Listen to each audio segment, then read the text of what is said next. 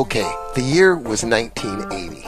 Ronald Reagan had just been elected President of the United States. The 3M company invented and started selling Post-it notes for the first time. A once dormant volcano called Mount St. Helens erupted in Washington State and scattered ash literally across the world. John Lennon of the Beatles was shot to death. And contemporary Christian music, or CCM, was already well into an astounding growth curve that would completely reshape the face of Christian culture over the next 3 decades. But all the promise of that great Christian musical movement was slowly shot dead about 2.5 decades later. And if you'll hang with me for about 8.5 minutes, you're going to learn the shocking truth about what really happened. Because I'm going to tell you who shot CCM. Hi, Nate again with Incubator with another installment in a series that makes up our complimentary 29-minute online mentorship that you can take advantage of right here, right now at IncubatorOnline.com. Now you're doing it right. Just keep finding all these little media player icons scattered around this page to uncover each of the little nuggets. It'll total well over 29 minutes of great insights to grow your ministry calling by. Now, 1980 was also the year I started my own full-time career as a Christian artist development professional. Now look, I have seen a lot of stuff come and go in Christian music over the decades.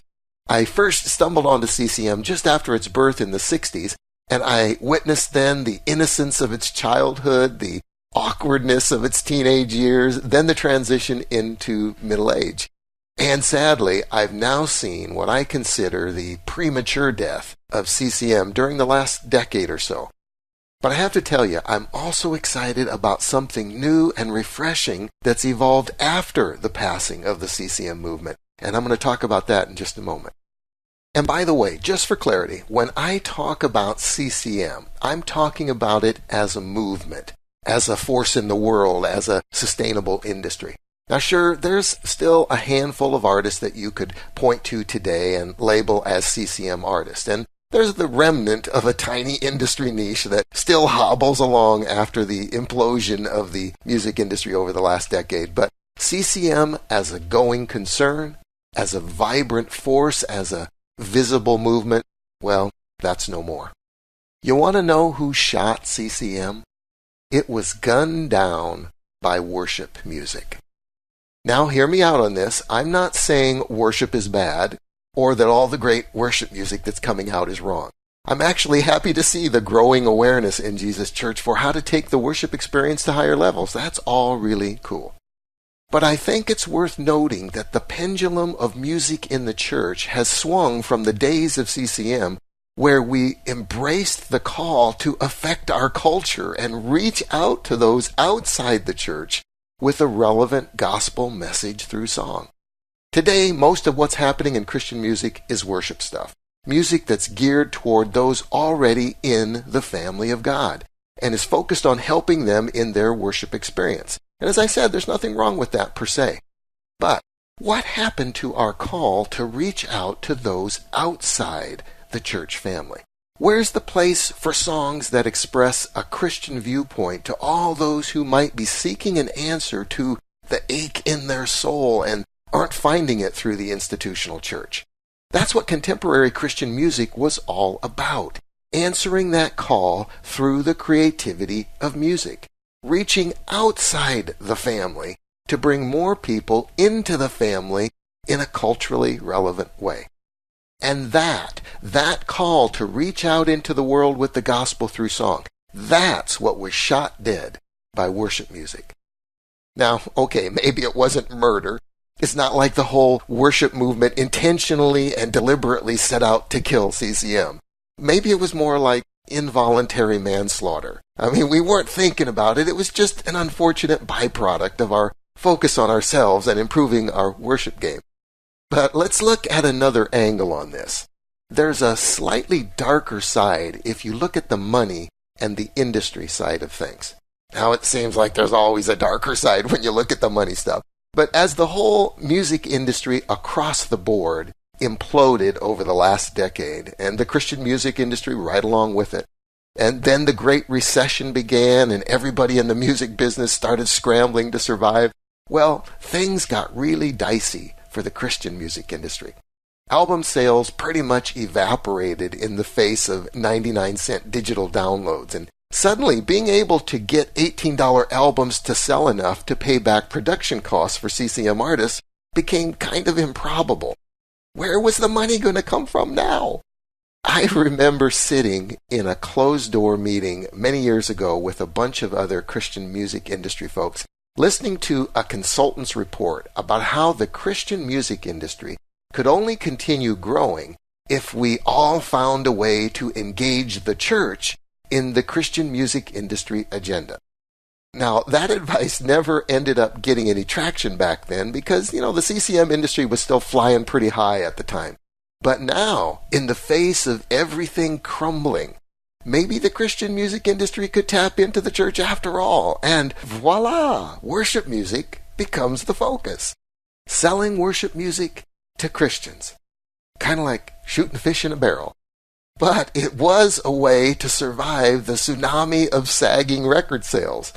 But sadly, today, Christian music is an even more sequestered little subculture than CCM ever was. So look around today and what you see is worship stuff everywhere. With rare exception, message-oriented songs and artists have no prominent visibility in the Christian music industry. And sadly, as an industry, we have forsaken the call to reach out with the good news of the gospel with our gospel music. So as we stand here and stare at the chalk outline on the sidewalk where CCM fell, if you're a Christian who still wants to use your creative talents to share a message of hope with the world, what are you going to do? What's left of the established Christian music industry is not going to be the avenue, because that's now focused on worship for the saints.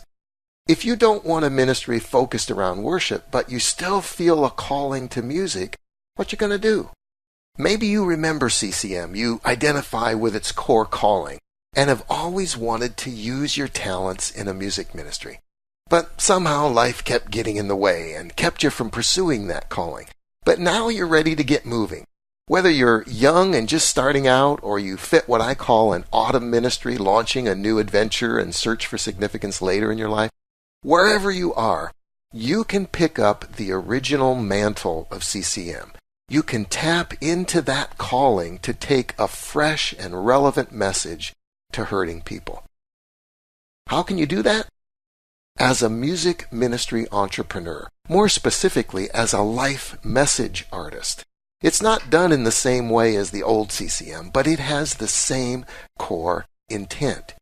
You can lose the limitations and all the problems that plagued CCM and build a vibrant, independent music ministry that brings transformative change into the lives of individuals and can sustain itself as a part-time or a full-time calling. As a life message artist, it's all about discovering what we at Incubator call your unique core ministry, or your UCM. Your UCM is the powerful engine that drives your music calling to success.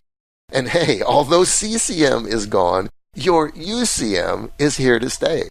And it can take you beyond worship music, beyond Sundays, beyond the self-focused orientation of the Christian music industry, and into the lives and hearts of hurting people who still desperately need to hear the good news in a fresh and creative way. And isn't that what you really want after all? Hey, I'd love to hear your thoughts on this session. Leave me a few comments on the form below and let me know how all this hit you. That's how we can kick this mentorship up a notch.